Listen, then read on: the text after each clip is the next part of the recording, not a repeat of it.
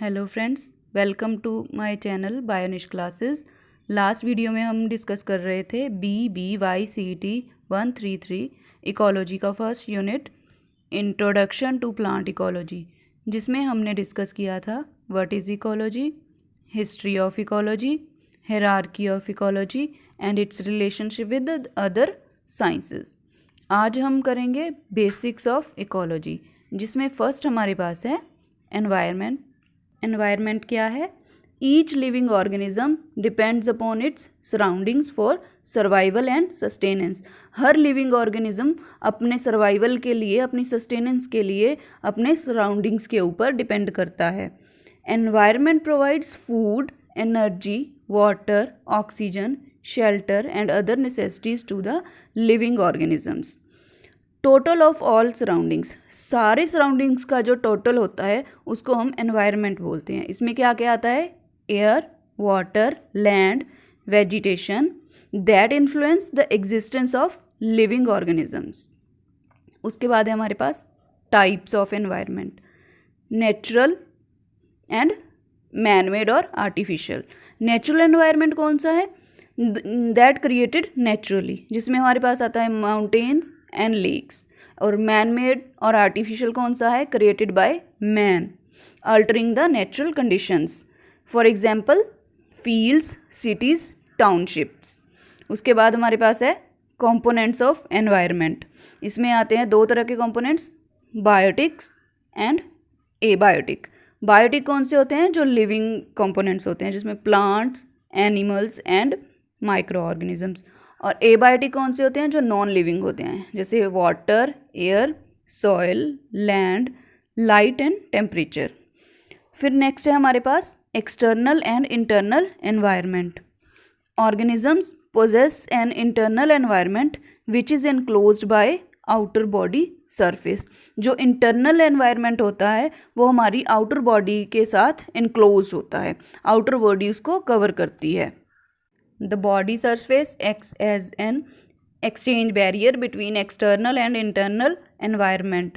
In single-celled organisms, exchange of materials is carried out directly with external environment. जो single celled organisms होते हैं उनमें जो exchange of materials होती है वो डायरेक्ट होती है external environment के साथ, और जो मल्टी सेलुलर होते हैं उनमें इंटरनल environment जो है वो वर्क करता है। Internal environment is more stable than external. Internal environment जो है वो ज़्यादा स्टेबल होता है as compare to external environment. ये डायग्राम में देखिए एक्सटर्नल एंड इंटरनल एनवायरनमेंट जो दिखाया गया है। पहले यूनिसेलुलर है, इसमें क्या है? ये एक सिंगल सेल है और उसका जो इंटरेक्शन हो रही है वो एक्सटर्नल एनवायरनमेंट के साथ डायरेक्ट हो रही है। और इधर हमारे पास मल्टी सेलुलर है, उसमें क्या है? जो सेल है वो इंटरनल एनवायरनमेंट के साथ इंटरेक्ट कर रहा है। तो इसमें क्या है? जो मल्टी सेलुलर का जो इंटरनल है एनवायरनमेंट वो ज़्यादा स्टेबल है as compare to external environment. Next हमारे पास है बायोस्फीयर। बायोस्फीयर क्या है? Zone of earth where life exist. वो अर्थ पे वो पार्ट, वो एरिया जहाँ पे लाइफ जो है वो एग्जिस्ट करती है। Global ecological system is composed of living beings and elements of lithosphere, hydrosphere and atmosphere. It is a closed self regulating system. जो सारे इकोसिस्टम का जो सम होता है उसको हम बायोस्फीयर बोलते हैं। Concept of biosphere was given by Edward Suess and Russian physicist V.I. Vernadsky. Biosphere क्या है? बायोस्फीयर के ये 3 कंपोनेंट्स हैं main, atmosphere, lithosphere and hydrosphere. Atmosphere क्या है? इसमें क्या होता है? Plants absorb carbon dioxide and produce oxygen. Plants जो है वो कार्बन डाइऑक्साइड को एब्जॉर्ब करते हैं और ऑक्सीजन को प्रोड्यूस करते हैं।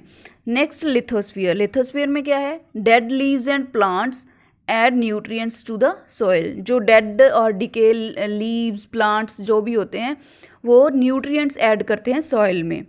Insects and animal burrows. जो इंसेक्ट्स और एनिमल्स की बुरोज होती है जिनमें वो रहते हैं वो हेल्प करती है सॉइल ब्रीदिंग में। नेक्स्ट है हाइड्रोस्फीयर। हाइड्रोस्फीयर में क्या होता है, trees and other plants slow the flow of rain water to rivers acting as natural flood control. Natural flood control में जो हेल्प करते हैं ट्रीज और प्लांट्स जो हमारे पास होते हैं। उसके बाद इसके कंपोनेंट्स पहले हम करेंगे हाइड्रोस्फीयर। हाइड्रोस्फीयर क्या होता है, वाटर जिसमें होता है। Water constitute around 70% of earth surface. Earth का जो 70% जो पार्ट है वो उसमें वाटर होता है। इसमें वाटर में कौन कौन से रिसोर्सेज होते हैं, ओशियंस होते हैं, seas, rivers, lakes, streams, ponds, glaciers, polar ice caps and ground water. Oceans and seas जो होते हैं वो 97% कवर करते हैं होल वाटर एरिया का, एंड आइस कैप्स 2%। और जो फ्रेश वाटर होता है जिसको हम पीने के लिए या अपने काम के लिए यूज़ करते हैं वो 1% होता है। उसके बाद है लिथोस्फीयर। लिथोस्फीयर क्या है, जिसमें लैंड होती है। इट इज़ सॉलिड और hard surface of the earth. Hard surface जो अर्थ की होती है, इसमें भी आगे 3 लेयर्स होती है, क्रस्ट, मेंटल एंड कोर। जो सबसे आउटर वाली होती है उसको हम क्रस्ट बोलते हैं, उसके बाद मेंटल आती है, फिर सबसे इनर वाली जो होती है वो कोर होती है। नेक्स्ट एटमॉस्फेयर, जिसमें एयर होती है। It consist of a complex mixture of gases, water vapours and particular matter. This layer sustain life on earth. इस लेयर में लाइफ सस्टेन करती है, क्यों, क्योंकि इसमें गैसेस एक्सचेंज होती है, जैसे ऑक्सीजन और कार्बन डाइऑक्साइड वो आपस में एक्सचेंज करती है, जैसे फोटोसिंथेसिस की वजह से या रेस्पिरेशन इन लिविंग ऑर्गेनिजम्स में। Atmosphere has different zones. Atmosphere के भी आगे डिफरेंट जोन्स है, जिसमें हमारे पास है troposphere, stratosphere, mesosphere, thermosphere, magnetosphere, depending upon temperature gradients. Next part है हमारे पास इकोसिस्टम। इकोसिस्टम क्या है, ecological unit composed of living and non living things. Living और नॉन लिविंग थिंग्स को जो उसका यूनिट बनता है वो इकोलॉजिकल यूनिट, उसको हम इकोसिस्टम बोलते हैं। The biotic and abiotic components interact with each other to maintain equilibrium in the environment. Living और नॉन लिविंग कंपोनेंट्स जो है वो आपस में इंटरेक्ट करते हैं ताकि वो एनवायरनमेंट का जो है इक्विलिब्रियम उसको मेंटेन कर सके। ये टर्म जो है proposed by Arthur Tansley in 1935। Arthur Tansley ने इस टर्म को दिया था। नेक्स्ट हमारे पास है कंपोनेंट्स ऑफ इकोसिस्टम। कंपोनेंट्स कौन से है, abiotic and biotic components. Abiotic components कौन से है, इट इंक्लूड्स नॉन लिविंग और physico chemical factors. Non living factors जो होते हैं उनको इंक्लूड करते हैं। ये बायोटिक फैक्टर्स को भी सपोर्ट करते हैं। इनमें कुछ लिमिटिंग फैक्टर्स होते हैं। लिमिटिंग फैक्टर्स क्या होते हैं, जो एक स्पीशीज़ की ग्रोथ, नंबर और डाइवर्सिटी को रिस्ट्रिक्ट करते हैं और वेरी करते हैं one ecosystem to another ecosystem. इसमें 3 कैटेगरीज है, जिसमें है क्लाइमेट फैक्टर्स, उसमें आता है light, temperature, wind, humidity etcetera. And second is edaphic factors, जो है soil, soil types, mineral, soil profile and soil organisms. And next है फिजिकल फैक्टर्स। फिजिकल फैक्टर्स में आते हैं वाटर, एयर एट्सेट्रा। इसमें मटेरियल आता है, जो मटेरियल जो है वो इनऑर्गेनिक कंपोनेंट्स है, कार्बन जैसे सल्फर एट्सेट्रा। और ऑर्गेनिक कंपोनेंट्स है, ऑर्गेनिक कंपोनेंट्स क्या है, proteins, carbohydrates, lipids and amino acids. And synthesized bye biota of an ecosystem, जिसमें फ्लोरा एंड फोना आते हैं। अब बायोटिक कंपोनेंट्स में क्या है, these includes living factors, plants, animals, micro organisms. इसमें हमारे पास होते हैं प्रोड्यूसर्स। प्रोड्यूसर्स क्या होते हैं, ऑटोट्रॉफ्स इन नेचर। प्रोड्यूसर्स मतलब प्रोड्यूस करने वाले। ये प्रोड्यूसर्स जो होते हैं वो अपना खाना खुद बनाते हैं, मतलब ऑटोट्रॉफ्स ये अपने लिए जो खाना सन एनर्जी से बनाते हैं। और like green plants, green plants जो होते हैं वो सन से एनर्जी लेके उसको फूड में कन्वर्ट करते हैं।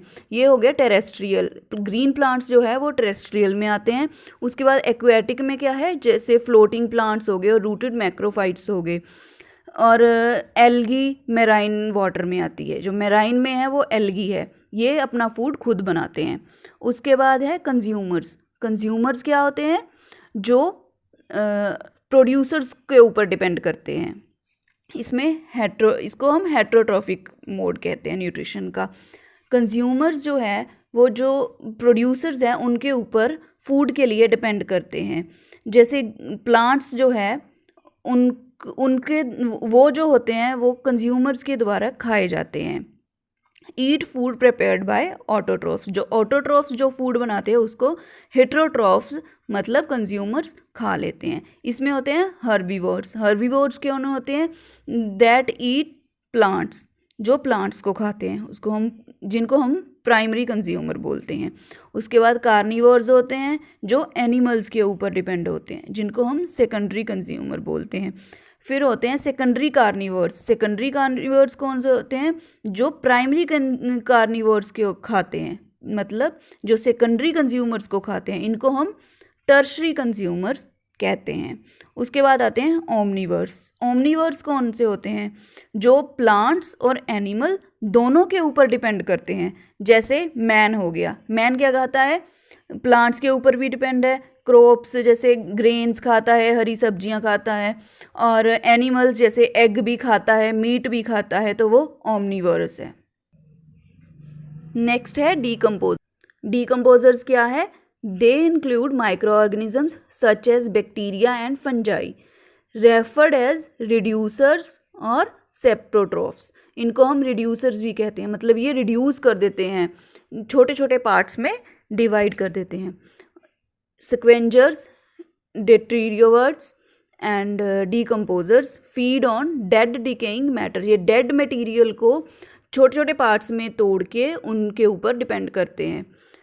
इनके जो डाइजेस्टिव एंजाइम होते हैं वो नॉन लिविंग ऑर्गेनिक मैटर को ब्रेक डाउन करके उनको इनऑर्गेनिक मैटर में चेंज कर देते हैं। उसके बाद है बायोटिक कंपोनेंट्स जो होते हैं, that depends on abiotic components for the survival.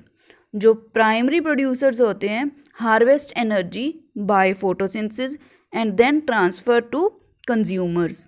क्या है? प्राइमरी प्रोड्यूसर्स जो है वो एनर्जी को हार्वेस्ट करते हैं फोटोसिंथेसिस के साथ और उसको फिर कंज्यूमर्स तक पहुंचाते हैं। कंज्यूमर्स उसके ऊपर डिपेंड करते हैं। एंड कार्निवर्स क्या होते हैं?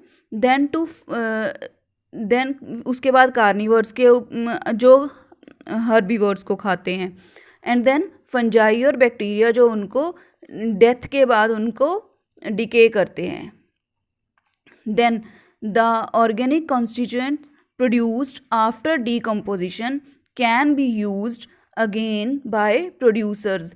जो इनके बाद जो जितना भी मटेरियल डिकेइंग के बाद जो एनर्जी प्रोड्यूस होती है उसको दोबारा से प्रोड्यूसर्स जो है वो यूज़ कर लेते हैं। Now types of ecosystem, natural and artificial. Natural में क्या होता है? Develop naturally without interference of human beings. Human beings की इंटरफेरेंस के बिना जो कुदरत ने बना के रखा है इकोसिस्टम, उसको हम बोलते हैं नेचुरल इकोसिस्टम। इसमें फॉरेस्ट, लेक्स एंड डेजर्ट्स आते हैं। और आर्टिफिशियल क्या है? जो मैन ने डेवलप किया है अपनी कन्वीनियंस के लिए। इसमें आते हैं हमारे पास जैसे forest are modified into crop fields, smart cities, gardens and dams.